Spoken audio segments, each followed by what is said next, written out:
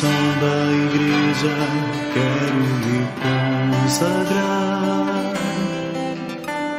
No coração da igreja quero ser o amor.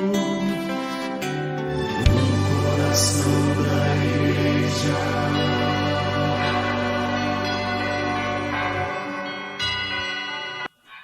Olá, amados irmãos, boa noite, Deus abençoe vocês. Estamos aqui para dar sequência ao nosso estudo do Catecismo da Igreja Católica. Já estamos na nossa, se não me engano, né, Adilto, é 34ª aula, 34º encontro. Que bom, né? Louvado seja Deus. Estamos falando sobre Mariologia, né? O tema é Mariologia. Aqui esse pequeno estudo sobre Mariologia que está dentro do parágrafo 2, né? Concebido pelo poder do Espírito Santo, nascido da Virgem Maria. Então, hoje, talvez vai ficar um pouquinho mais longo, mas a gente vai tentar terminar esse tema, né, da Mariologia para continuar com outro item, com outro parágrafo, né? O mistério da vida de Cristo, tá bom? Então, rezemos. Em nome do Pai, do Filho e do Espírito Santo. Amém. Vinde, Espírito Santo, enchei os corações dos vossos fiéis. Acendei neles o fogo do vosso amor. Enviai o vosso Espírito, tudo será criado, e renovareis a face da terra. Oremos, ó Deus, que instruíste os corações dos vossos fiéis. Com a luz do Espírito Santo, fazei que apreciemos retamente todas as coisas, segundo o mesmo Espírito, e gozemos sempre da sua consolação. Por Cristo Senhor nosso. Amém.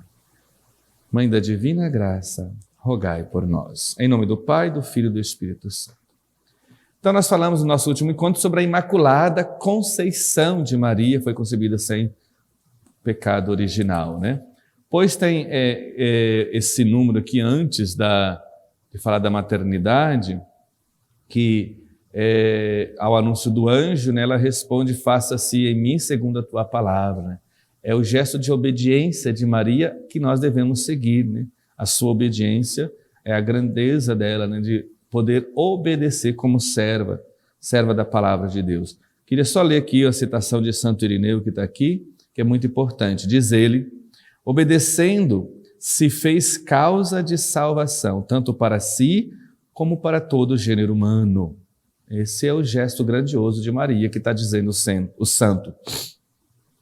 Do mesmo modo, não poucos antigos padres dizem com ele, com Santo Irineu, o nó da desobediência de Eva foi desfeito pela obediência de Maria. O que a Virgem Eva levou pela incredulidade, a outra Virgem, Maria, desligou pela fé.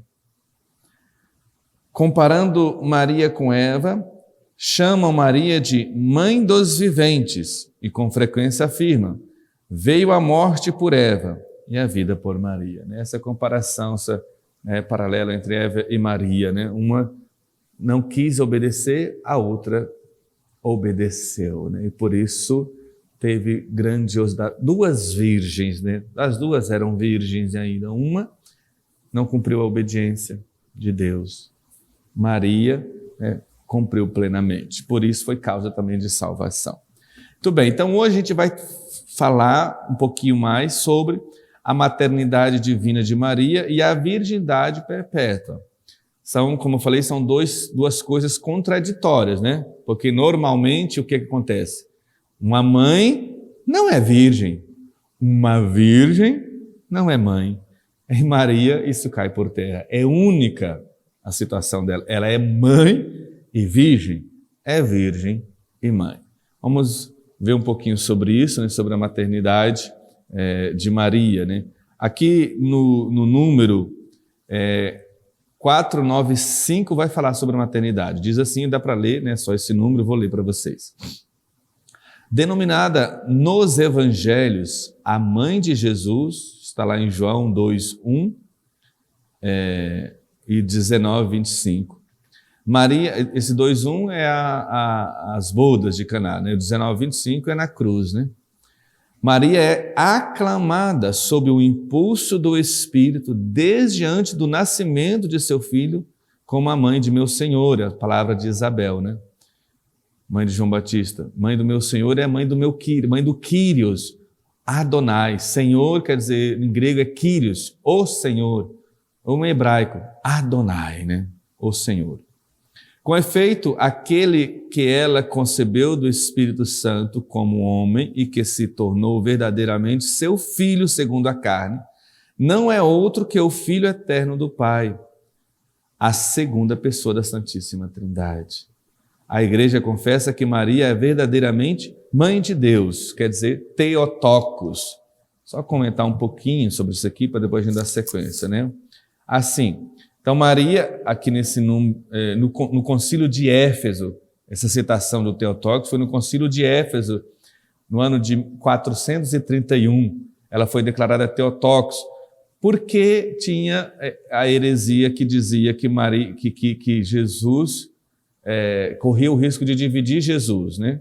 Maria seria a mãe de Jesus homem, mas não de Jesus Deus, eram duas pessoas distintas. Então, quando declara Maria mãe, todos os dogmas marianos, aliás, não tem nada a ver, né, primeiramente com ela, mas principalmente com Jesus. É para declarar a divindade de Deus. Jesus não foi concebido de uma forma humana, natural, por isso esse mistério, esses milagres. Eu disse antes e repito, se não tem fé, dificilmente esse estudo aqui vai ter sentido para você. Precisa pedir a graça da fé católica primeiro, né? E crer que Deus é capaz do impossível. Então, no Concílio de Éfeso foi dito que Maria, então, é Theotokos, mãe de Deus. O que isso quer dizer, Theotokos? Theos, você já sabe, né? É Deus. Tokos, quer dizer, a geradora, a que gestou. Em latim seria deipara. E deipara, em português, traduzindo, seria parir. É o nosso verbo parir. Quer dizer, deipara quer dizer, então, aquela que deu a luz ao próprio Deus. Deipara, aquela que deu a luz ao próprio Deus. Ípara, parir, né? Dar a luz, trazer a luz. Então, mais do que dizer que esse Theotokos quer dizer geradora de Deus, que trouxe a luz a Deus. Mãe de Deus por isso, porque trouxe a este mundo o próprio Deus. Mas como se Deus é maior que ela? Se Deus a criou verdadeiramente, tudo isso é verdade. Por isso que eu disse que se não tem fé suficiente, não vai crer. É fé no milagre. Deus pode o impossível, disse para ela mesma na Anunciação. A Deus nada é impossível. Então, ele foi, por isso que ela se admirou. Como vai ser isso? E Deus disse, não é impossível para Deus. Né? Muito bem. Ela deu à luz a uma pessoa divina. Né? Jesus é uma pessoa e duas naturezas. Ela não deu a natureza, ela não gerou Deus sobre toda a eternidade, porque isso é só o Pai que é capaz de fazer. Ela gerou o Filho, né, na sua humanidade, mas ele não é duas pessoas, é uma pessoa e duas naturezas. Isso é importante. Então a gente pode fazer essas perguntas assim, ó. De quem Maria é mãe? Ela é mãe da pessoa divina, Jesus Cristo, aquilo que a gente leu ali, segunda pessoa da Santíssima Trindade. Não é simplesmente Christotokos, mãe do Cristo ungido, não, é mãe de Deus, é isso que diz lá Isabel, mãe do meu Senhor. A pessoa com que ela deu à luz diz ali o catecismo, é o Filho de Deus, aquela segunda pessoa da Santíssima Trindade. É claro, né, amados irmãos, que Maria não gerou a divindade, que eu já disse antes, ela gerou um homem. Essa natureza humana pertencia a uma pessoa que não era humana, mas pessoa divina, Jesus Cristo. Ela é mãe de quem? Mãe de quê? Ela deu à luz, né? É mãe porque deu à luz a um corpo humano, claro. Quem foi que nasceu? Ela deu à luz a um corpo humano. Quem foi que nasceu? O próprio Deus feito homem. Isso. A igreja, ao fazer isso, está fazendo a mesma coisa que disse Santa Isabel quando Maria foi visitar a grávida de Jesus. A igreja está dizendo que ela é mãe do meu Senhor, mãe do Kyrios, mãe do Adonai, do Deus que se fez homem, né? Mistério de fé, tá bom? Ela, então, é mãe permanecendo virgem, e isso que cria um nó na cabeça de muita gente. Então vamos ler aqui o que diz o catecismo. Sobre a virgindade dela. Desde o início, né, a igreja falava sobre a virgindade, né? Desde o início. Desde as primeiras formulações da fé, a igreja confessou que Jesus foi concebido exclusivamente pelo poder do Espírito Santo no seio da Virgem Maria. Sempre aparece a Virgem Maria. Afirmando também o aspecto corporal deste evento. Jesus foi concebido do Espírito Santo sem sêmen, ou seja, sem contribuição de homem, para dizer que é virgem mesmo, é mistério, é graça de Deus, não foi de forma natural, é isso que quer dizer tudo isso. Os padres da igreja, lembra que eu já expliquei, quando diz padres, fala dos pais da fé, do início da igreja, os escritores santos, e assim por diante, dos primeiros séculos. Os padres veem na concepção virginal o sinal, ou seja, um sacramental, o sacramento, o sinal de que foi verdadeiramente o Filho de Deus que veio numa humanidade como a nossa. Entendeu? Aí que eu estou dizendo, o sinal virginal de Maria não é para exaltar ela em primeiro lugar, mas para dizer que isso é um sinal sacramental do que aconteceu nela, é um milagre de Deus. O que nasceu dela, desculpa, o que nasceu dela é uma pessoa divina, né? É o Filho de Deus que veio na nossa humanidade. Assim diz Santo Inácio de Antioquia, no século II. Ele está contra os docetismos, né? O docetismo dizia o quê? Que Jesus não era uma... Jesus era só uma aparência humana, né? Então ele diz assim: estais firmemente convencido acerca do nosso Senhor, que é verdadeiramente da raça de Davi.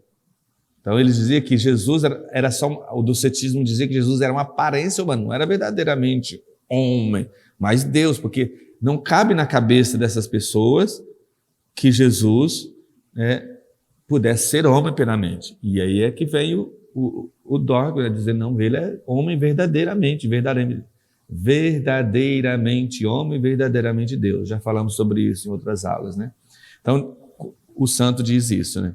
Estais firmemente convencido acerca do nosso Senhor, que é verdadeiramente da raça de Davi, segundo a carne, Filho de Deus, segundo a vontade e o poder de Deus, verdadeiramente nascido de uma virgem, para afirmar que não é normal, é um milagre.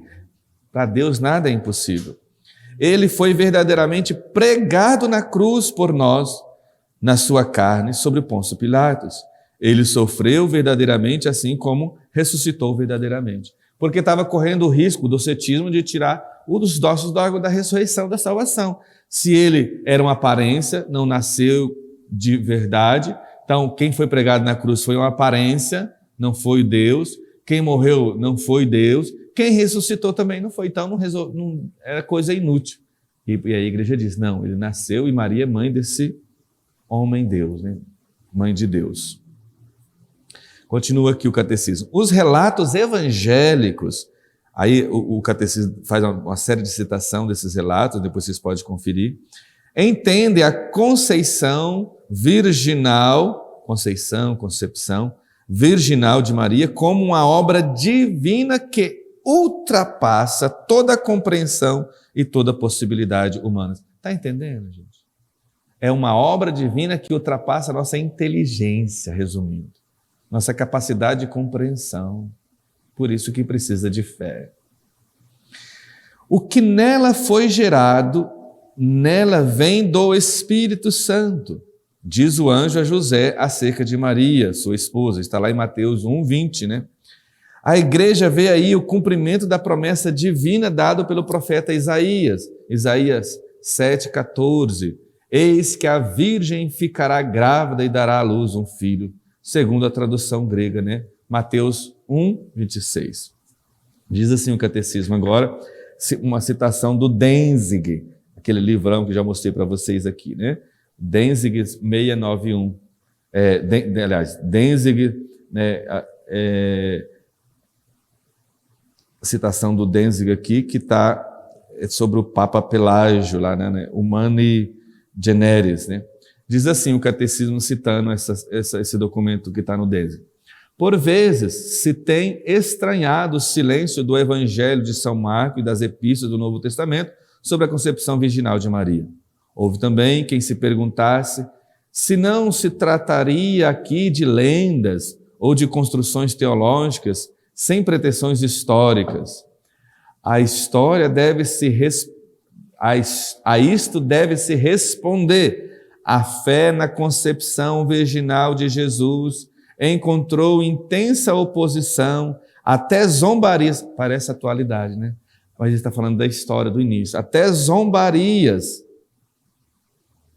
ou incompreensões da parte dos não crentes, judeus e pagãos. Tiravam sarro disso, como faz piadinha alguns artistas, por exemplo. Então, não é novidade não, gente. Obrigado, Adilto, pela água. Sempre fizeram isso, desde o início também, já faz, né, para quem não tinha fé, ficava tentando compreender com a razão, gente. É por isso que tem gente na igreja que diz assim, mas se ela é virgem ou não é virgem, que diferença que faz? Faz diferença, mas imensa. Porque é você não acreditar no milagre. Se você não acredita aqui, você não acredita na salvação, não acredita no mistério. E aí a igreja e a fé, o reino de Deus, vai se tornando só um serviço social apenas e político. E isso não é isso. É milagre, é mistério, é fé. Continua aqui o catecismo citando lá o documento que está no Danzig. Ela não provinha da mitologia pagã ou de qualquer... Ela o quê? Essa virgindade, né? Por que é virgem? Para quebrar essa história do paganismo. Lembra que os gregos falavam também de filhos de Deus, mas o que acontecia ali? Ia uma espécie de teogamia, que é acabar com essa história de teogamia, que Deus desceu e teve uma relação com Maria e ela gerou um filho. Não é isso. Não teve nada disso. É isso que a fé da igreja não tem nada a ver com isso. Não entre nessa. Vai entrando mitos aí dentro da igreja aqui, falsos, e aí a gente vai se enganando. Por isso que é importante ter clareza aqui, que é milagre. Eu vou ler de novo. Ela não provinha da mitologia pagã ou de qualquer adaptação às ideias do tempo. O sentido deste acontecimento só é acessível à fé, não através do conhecimento, mas pela fé, que o vê no nexo que interliga os mistérios entre si, no conjunto dos mistérios de Cristo, desde a sua encarnação até a sua Páscoa. Então, mistério é o quê? Sacramento. A palavra sacramento quer dizer mistério. Se eu não creio nesse mistério da encarnação, da virgindade de Maria, eu não vou conseguir acreditar no sacramento como mistério, como milagre. Aí não vou acreditar que Jesus realmente está presente na Eucaristia, mas Jesus está presente só na comunidade, é um sistema social, e assim por diante. Você está vendo? Que disso gera uma série de consequências. Por quê? Porque eu não acredito no mistério, no milagre, não acredito no sacramento. Santo Inácio de Antioquia dá testemunho deste nexo. O príncipe deste mundo ignorou a virgindade de Maria e o seu parto. É o diabo que ele está falando. Ignorou que Maria era virgem, ignorou o parto de Jesus. Foi tudo no escondimento. Um dos motivos que o santo está dizendo por que aconteceu assim. Da mesma forma que a morte do Senhor, 3 mistérios proeminentes que se realizam no silêncio de Deus. Que mistério que se realizou no silêncio de Deus e que o inimigo não teve conhecimento do que estava acontecendo, né? Está dizendo, a virgindade de Maria, virgindade perpétua, por isso que ele odeia esse sinal de virgindade dela, porque ele não conseguiu tocar nela. O seu parto o nascimento de Jesus foi ignorado por ele. Por quê? Porque ele nasceu, ela foi concebida, ela concebeu ele virginalmente, foi concebido sem a contribuição da relação sexual, e nasceu da mesma forma, ela permanecendo virgem.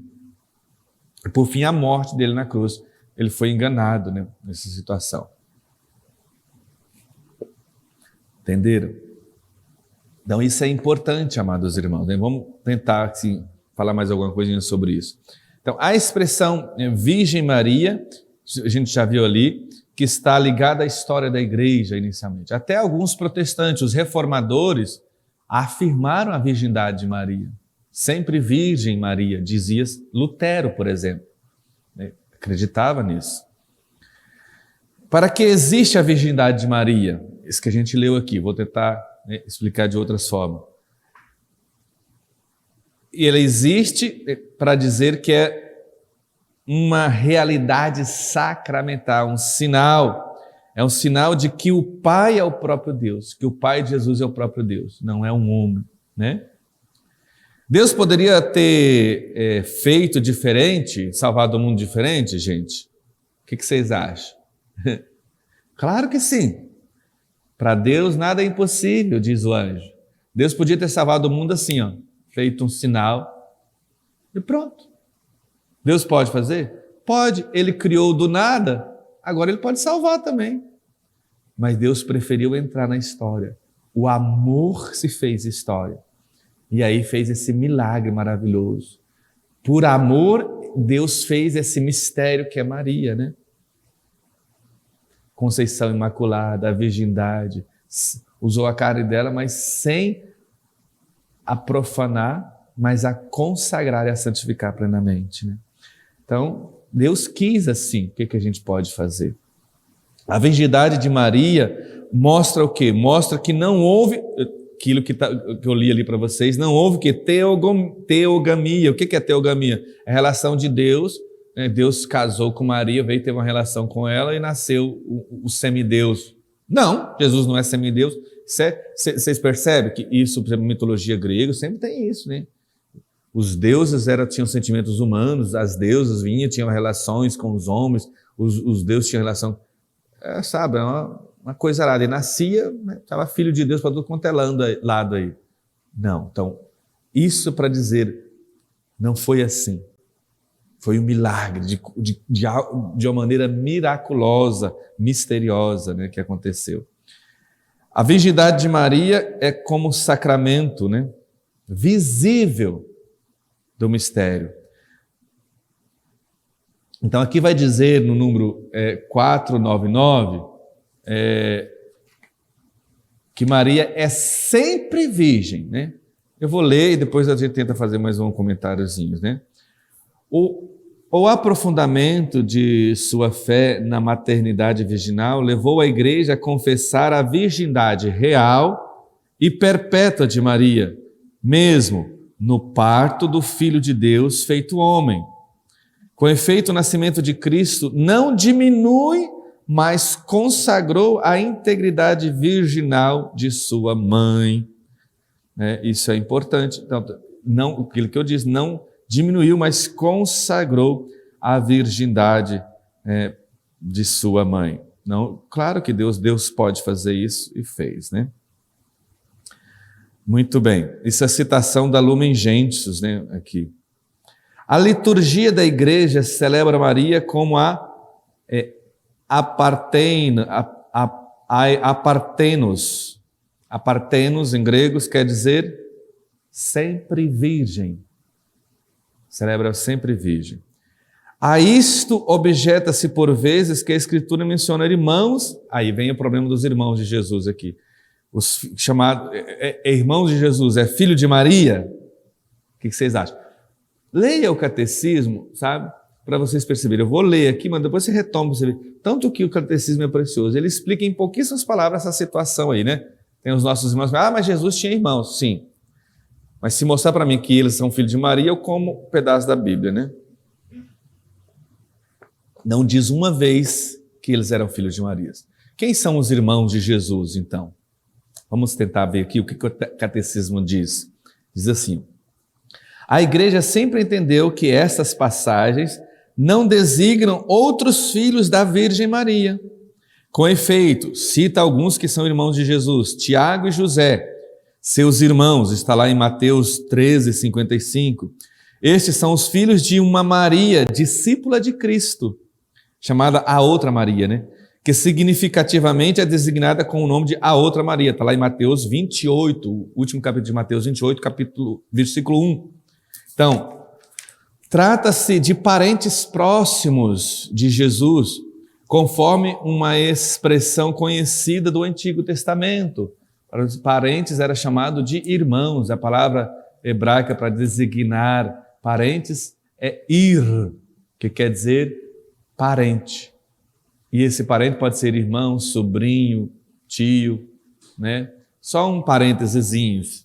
Lembra quando Abraão tinha um sobrinho chamado Lot? Todo mundo conhece, né, essa história de Abraão e Lot, que desceu de lá. Um dia os pastores de Lot, de Abraão, que estavam discutindo e teve uma briga lá, e aí eles foram se separar. Abraão disse para o seu sobrinho: pega o caminho da esquerda ou da direita e eu vou para o outro lado, porque não convém que a gente brigue, desentenda, porque somos irmãos. Ué, eles não são irmãos, são tio e sobrinho.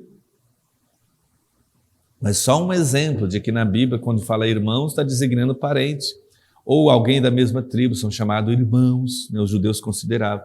Então tem que considerar tudo isso. Continua o catecismo número 501. O que diz aqui? Mais uma coisa. Jesus é o filho único de Maria. Não tem outro filho ela.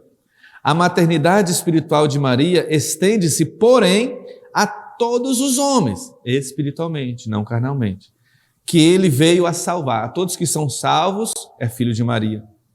Ela gerou o filho do qual Deus fez o primogênito numa multidão de irmãos. Romanos 8:29. Isto é, entre os fiéis, para cujo nascimento e educação ela coopera com amor materno. Entendeu? Então isso é importante, né? Quem questiona a virgindade, porque Jesus... Então, o que diz o dogma? Ela é virgem antes do parto, durante o parto e depois do parto. É o que está dizendo, sempre virgem. Antes do parto, não teve uma relação com São José. Então, só um parêntese. Aqui é a tradição da igreja que diz, né? Como eu estou falando para católico, vou falar para você. Quando o anjo faz o anúncio a Maria, que ela vai ser mãe, qual a pergunta dela? Ela pergunta como que se vai dar isso, porque ela não conhece o homem. Primeira coisa, Maria não era uma menina besta, sem inteligência. Ela sabia como se faz uma criança, gente. Como se faz? Porque ela ia casar. Por que ela pergunta ao anjo como se fará isso? Porque se no Antigo Testamento teve várias situações parecidas, né, que Deus enviou alguma criança abençoada. Por exemplo, a mãe de Samuel não tinha filho, Deus deu a graça. Mas como a mãe de Sansão, Deus, que é um ícone de Jesus, uma imagem de Jesus, também como Samuel, Deus foi uma graça divina, mas sempre com a contribuição de uma relação sexual entre o marido e a esposa. Ou seja, ele teve uma relação sexual e Deus abençoou, veio um menino abençoado que prestou um grande serviço, uma grande missão para Israel. Então isso era normal acontecer, né? Uma manifestação de Deus, e ele prometeu um filho, mas de maneira natural. Por que Maria pergunta ao anjo como que se faria isso? Ela não sabia como é que se ia fazer? Então a igreja vê aqui a intenção dela. Aquele lírio que está nas mãos de São José, ele é protetor da virgindade, da castidade. Maria tinha feito um voto de castidade com São José. Eles iam casar, mas não ia permanecer virgem, porque ele não tinha coragem de tocar nela, porque a considerava muito santa. Então, São José nunca duvidou que Maria tinha sido engravidada pelo Espírito Santo, mas ele teve medo de aproximar dela, porque o que aconteceu nela era milagroso, ele tinha medo daquilo. Por isso que o anjo disse, não tenhas medo, José. Então, na pergunta de Maria, a igreja lê essa virgindade, né, que eles não iam ter relação sexual. E depois do parto? Durante o parto, como é que Jesus nasceu e O ímã não saiu. É essa palavra. É virgindade espiritual e virgindade física, gente, entendeu? Tem gente que fica com essa besteira achando, não, fisicamente é impossível. Para Deus nada é impossível. Assim como Jesus está dizendo no catecismo, ele não violou ao entrar e nem violou ao sair. Aí diz a tradição que quando São José foi chamar as parteiras para fazer o parto, que Maria estava tendo as contrações, né, e ele deixou ela no estábulo, foi buscar, isso é a tradição que diz. Quando ela chegou, a parteira mais velha, que foi olhar lá, ela já tinha dado à luz, Jesus já estava nos braços dela, ela foi fazer a limpeza, né, porque quando dá à luz fica, mulher sabe, né, gente? Fica tudo sujo ali de sangue. Que ela foi olhar, mas não é virgem, não tem sangue, entendeu? É literalmente virgem e espiritualmente virgem. Antes do parto, durante o parto, depois do parto. Em Ezequiel 44, versículo 2, se não me engano, diz assim: este pórtico ficará fechado, ninguém mais passará por ele. Ele permanecerá fechado, porque o Santo de Israel, o Deus Todo-Poderoso, passou por ele, ele permanecerá fechado. Os padres da igreja dizem, esse pórtico é Maria. Porque Deus ele não passou por ela, ele permaneceu 9 meses ali, literalmente. Ninguém mais podia tocar, pois que São José não tocou, né? Não teve mais relação. Se tornou o protetor. Maria e José não teve outros filhos. José teve filho adotivo, mas não teve um filho da carne. Entenderam, amados irmãos? Algumas teorias dizem assim, que os irmãos de Jesus teriam filho de José, que José era viúvo quando casou com Maria e ele já tinha filhos. Então, esse não é filho de Maria, mas é filho de José. Não existe nada na história da igreja que diz isso. Querem acreditar, pode acreditar, mas não existe nada que comprove isso, entendeu, gente? Não tem. Então, eu não posso dizer isso, né? Sabemos que José era mais velho do que Maria, mas se ele tinha outros filhos, não mencionam, né? Na Bíblia e nem na tradição da igreja. Mas menciona isso que eu falei, né? Eles permanecem e foi sempre virgem, né? A virgindade de Maria, então, é como um sacramento. Maria sempre virgem, antes do parto, durante o parto, depois do parto, né? Muito bem. Acho que isso ficou, né? Bom, aqui agora o catecismo vai falar da maternidade virginal de Maria no desígnio de Deus. Então vou ler, que é bem interessante, o número 501, né? Não, 502, o 501 eu já li, né? 502. É as razões espirituais e teológicas para a virgindade e maternidade de Maria. O catecismo dá as razões, né? Teológicas e espirituais. Vamos ler aqui para a gente tentar entender. Número 502. O olhar da fé pode descobrir, tendo em mente, o conjunto da revelação. As razões misteriosas pelas quais Deus, em seu desígnio salvífico, quis que seu filho nascesse de uma virgem.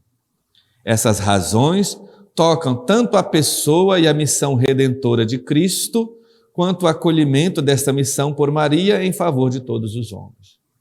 É por causa da missão redentora de Cristo, a virgindade e a maternidade tocam isso, mas também, né, o sim de Maria em favor dos homens. Então, assim, vamos dizer assim, 4 razões principais aqui, né, que a igreja diz isso. Primeiro, para que tenha um novo começo, é o número 503, que diz assim: a virgindade de Maria manifesta a iniciativa absoluta de Deus, iniciativa absoluta de Deus em encarnação. Jesus tem um só Pai, Deus. A natureza humana que ele assumiu nunca o afastou do Pai, que é Deus.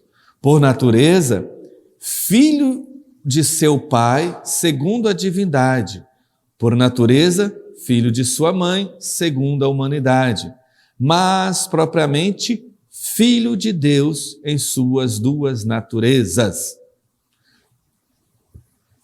No número 504. Jesus é concebido pelo poder do Espírito Santo no seio da Virgem Maria, pois ele é o novo Adão.